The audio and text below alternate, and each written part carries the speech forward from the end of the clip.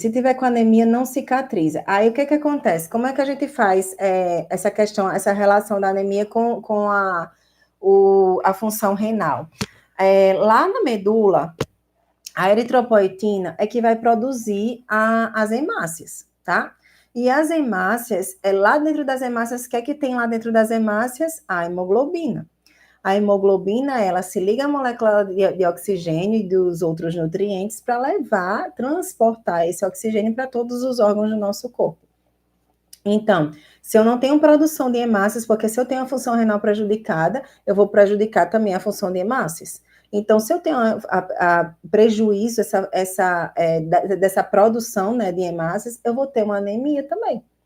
E aí a anemia, o paciente não tem oxigenação para a ferida e a gente não vai conseguir tratar e cicatrizar a ferida do paciente. Vocês percebem? Aí fica anos e anos e anos e ali está lá o paciente, estagnou a ferida dele.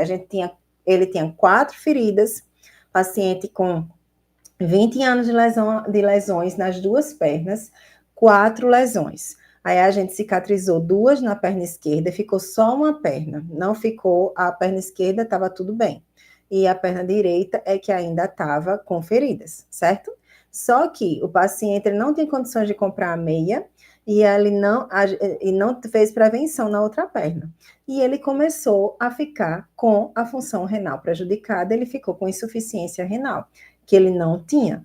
E aí começou a abrir de novo a perna esquerda e a perna direita, que a gente fechou muito, estava bem pequenininha as duas, elas já começaram a ficar estagnadas e voltou a infecção. Por quê? Porque quando não tem oxigenação ali, minha gente, no tecido, né, que é o que foi que aconteceu com o paciente, não tem oxigenação no tecido, é um ambiente muito favorável para a proliferação de bactérias. As bactérias anaeróbias, elas amam o ambiente sem oxigênio. E aí, ó, se proliferam. A gente não tem mais o que fazer, o paciente não tem uma nutrição adequada, o paciente, ele tem uma rotina de vida realmente que não ajuda, né? Porque ele vive muito tempo em pé, ele faz as coisas sozinho na casa dele, ele vive na praça de frente, que é cheia de terra, cheia de mato, cheia de coisa, né?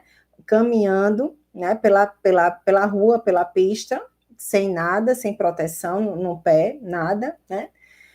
A compressão que a gente tinha conseguido para ele, porque é voluntário, não está mais funcionando, porque ela já foi muito lavada, né? A terapia elástica dele, compressiva, ela já foi muito lavada, não está mais funcionando e ainda não tem indicação de colocar a bota de Una, e a bota de Una é mais cara, inclusive, do que a compressão elástica.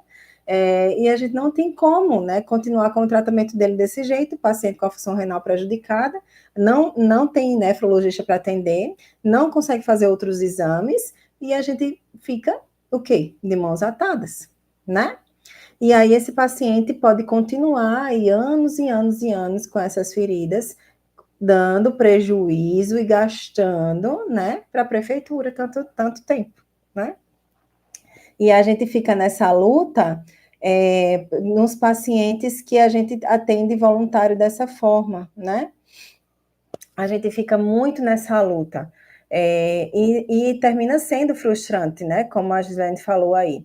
Só que, minha gente, eu digo uma coisa para vocês, que a gente faz sim o que dá para fazer e a gente consegue tratar as feridas. Claro que tem feridas que não vão cicatrizar eu digo que tem 3 tipos de feridas e 3 motivos para as feridas não cicatrizarem, que é diferente de tratamento, tá? Tratamento a gente devolve a vida do paciente, a gente também leva conforto para o paciente, a gente reduz a infecção do paciente, tá?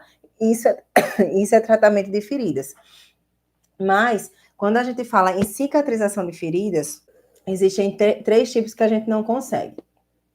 Ferida neoplásica, ferida que tem obstrução arterial, que não tem irrigação sanguínea para o local, com anemia também, e as feridas que o paciente não colabora, tá? Quando o paciente é teimoso, o paciente não colabora, não tem uma nutrição adequada, então a gente não consegue cicatrizar, a gente vai conseguir tratar, tá? E aí, por isso que eu digo que vocês conseguem tratar qualquer tipo de ferida, tá? E aí a gente vai sim fazer tudo isso. Pela a experiência que eu já tive com alguns pacientes do SAD, é que falta mais capacitação da equipe do que propriamente de materiais e de recursos, né? Eu acho mais nesse nível, porque às vezes não se sabe nem utilizar os recursos que tem, as coberturas que tem, e não é só isso. A questão maior de todas é você não saber olhar para o paciente. Só trocar curativo, curativo, curativo e não saber olhar para o paciente.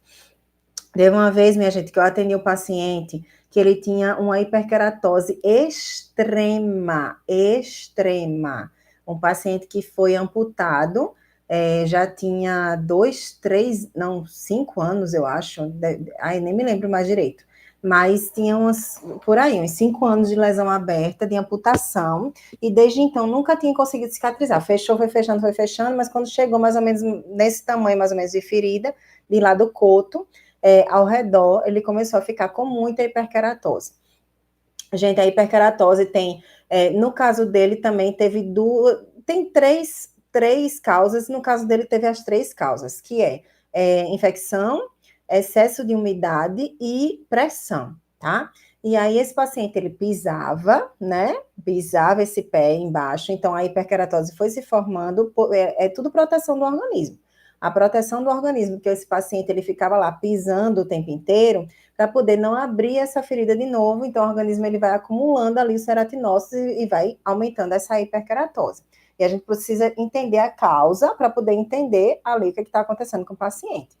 E o excesso de umidade também. Então, esse paciente ele foi admitido no SAD e ele começou a ser tratado com alginato com prata, porque estava com odor. Então, assim, a cobertura estava correta, porque tinha muito exudato e tinha um odor. Então, o enfermeiro escolheu um alginato com prata, ao invés de estar colocando hidrogel, né, que eu vejo muita gente também fazendo isso e não tinha necessidade. Ele estava colocando alginato com prata, estava ok. Só que ao redor, o paciente estava na borda inteira com hiperkeratose, e uma hiperkeratose dessa grossura aqui, ó, minha gente, era uma coisa impressionante, de enorme que era, tá? E aí, mas é assim, era desse tamanho a hiperkeratose bem grossa. E aí, minha gente, me expliquem como a borda ela vai contrair se tem uma hiperkeratose gigante nas bordas. Não tem como fazer contração dessas bordas, não tem. E aí o enfermeiro estava trocando curativo, só botando outro alginato com prata, outro alginato com prata, outro alginato com prata, e só todo dia lá trocando curativo. E o alginato não segurava, 24 horas já tinha que trocar, porque a quantidade de exudato era muito grande, então teria que ser até outra cobertura com um poder de absorção melhor. E aí estava trocando só o alginato o tempo inteiro e não evoluía. E aí o SAD pegou e deu alta para ele, porque melhorou da infecção, porque estava colocando a prata, então o odor diminuiu. E aí depois o SAD deu alta para ele, porque não tinha mais o que fazer, já tinha melhorado da infecção e agora dava para ele dar continuidade ao atendimento em casa mesmo, a própria família.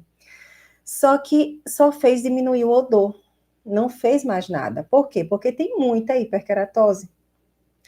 E aí a gente precisa fazer contração das bordas, e não tem como fazer contração das bordas com a hiperkeratose. Vocês entendem? É difícil. E aí, como é que a gente vai conseguir tratar desse jeito? Então, o que eu acho muito, né, da maioria dos profissionais, é que até tem recurso, só que falta o principal, que é a capacitação. A capacitação. E saber entender o que está acontecendo ali com o paciente, o que é que está impedindo essa cicatrização, sabe? É isso que está faltando. Porque se entendesse que a hiperkeratose estava ali e que não ia funcionar a troca de curativo, já a gente saberia já o que fazia com a hiperkeratose, né? O que tem que se fazer com a hiperkeratose, o que tem que se fazer com o paciente. Aí, às vezes, é um low cost normal, porque a maioria dos pacientes diabéticos com infecção de ferida dá tudo normal, tá? Dá tudo normal.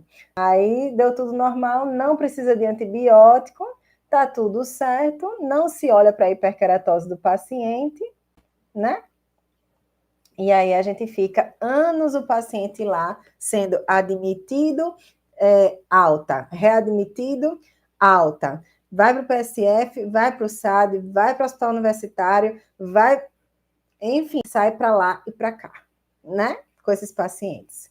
Eu não estou falando, isso a gente hoje conversou muito sobre os pacientes do SUS, né?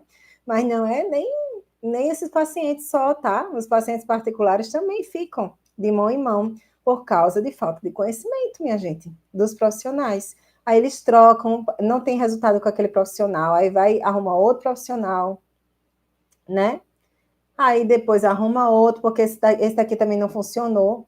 Outro dia eu fui atender um paciente, fazer uma avaliação nele, que a família só queria avaliação, porque ele era acompanhado pelo home care. Aí só queria avaliação para eu deixar a prescrição, para que o home care desse continuidade. E aí eles disseram que já tinham falado com várias enfermeiras, vários enfermeiros, já tinham ido lá, já tinham feito avaliação, já tinham traçado plano de tratamento e nada tinha resolvido o problema do paciente. Aí, quando eu identifiquei qual era o problema do paciente, às vezes até outro colega também já tivesse identificado qual era o problema do paciente, que o problema era o próprio paciente que não queria fazer compressão contínua. Ele tem uma úlcera venosa e ele não queria fazer compressão contínua, ele queria colocar a compressão por 2 horinhas, tirava, depois mais 2 horas, depois tirava, depois... Era assim, e dormia sem, ele não queria fazer a compressão contínua. E aí, quando eu disse a ele, disse, então não vai adiantar, você me chamou, você me pagou a todos os outros profissionais que vieram aqui. Se o senhor não quiser colaborar com o tratamento, não vai adiantar. É melhor nem gastar mais dinheiro com nenhum outro profissional. Eu disse bem assim. Porque não adianta se o paciente não colabora. Então, se eu estou dizendo que precisa de compressão contínua, o senhor vai ter que aderir ao tratamento. Se não, não vai resolver. Então, se não resolver, né? Como é que vai ser feito? Não vai fechar. Precisa colaborar. E aí, ele disse que ia colaborar dessa vez. Porque às vezes precisa, né? O paciente, ele pegar ali, a gente fazer que nem mãe fala com o filho, né? A gente precisa, às vezes, dar um empurrãozinho ali para o paciente, minha gente. Precisa, né? Para poder devolver a vida dele. Ele não quer a vida dele de volta. Então, a gente vai ter que mostrar para ele que ele vai conseguir a vida dele de volta se ele colaborar com o tratamento. Então, tem coisa, gente, que também acontece no particular. E vai paciente de mão em mão, de profissional em profissional, que muitas vezes não sabe o que está fazendo. E é por isso que eu digo a vocês que a nossa vida a maioria das vezes, a maior parte, né, o que você mais precisa é adquirir realmente, é se capacitar, adquirir realmente um conhecimento, o passo a passo, que vai lhe trazer não só saber uma higienização da ferida, não só saber sobre coberturas, que também é importante, mas o passo a passo certinho de como é que você vai olhar o paciente, como colocar ele lá como centro do cuidado, olhar o paciente de forma holística, integral, que você consiga entender o que está acontecendo por dentro do organismo dele, para que você saiba o que está impedindo essa cicatrização, saiba o que está fazendo e saiba, inclusive, traçar um plano de tratamento mais eficaz, mais adequado para ele, para você ter mais resultados, tá?